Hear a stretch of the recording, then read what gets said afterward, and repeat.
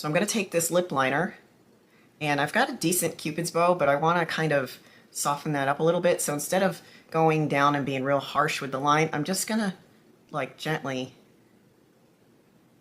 carve that out so it's not as pronounced. And you can do this in little feathery strokes. And I do not go to the very corner of my lip, because what'll happen is it'll end up pulling the lip down. I have a couple, I don't think you can see them. I got a little bit of a scar right here from a childhood accident. And I'm going just slightly, ever so slightly above the vermilion line in my lip to where you see kind of like that white line that goes right above your lip line, just to give it a little bit more volume.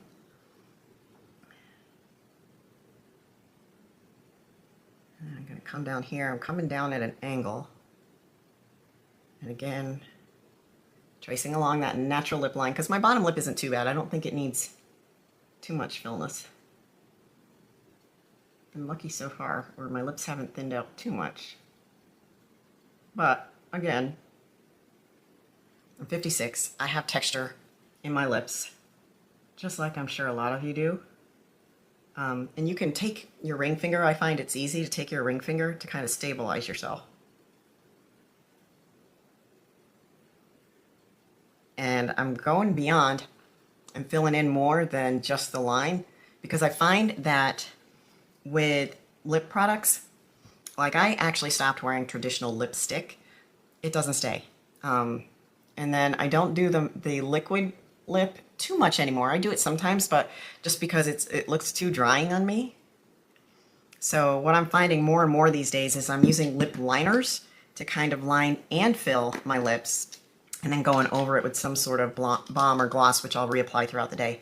Now this is not a lip brush. This is just a precision round brush, but I'm just going to tap it along the edge to kind of blend that into my lip a little more.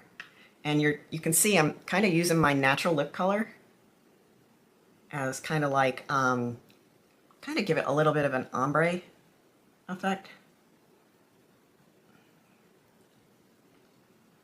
And then I'm going to take this balm. Let's try this out. Now that pencil went on really well. I had no trouble with it. This is a wooden pencil, so you're going to want to have a nice sharpener to keep it sharp. And then let's see what this balm feels like. Oh my God, this is beautiful. I think I may actually get more colors of this. It feels really creamy. I should have looked at the ingredients on this before I did this video just to tell you guys more about it, but I really love the way this feels. It's real creamy. I'll have to give you an update later on how well it wore throughout the day. I'm quite sure I'm going to have to reapply it because I'm constantly like, drinking water, drinking coffee, all the things. But I mean, for a Sunday look, just to play with makeup, just to have some fun, just hanging around the house, this works, right?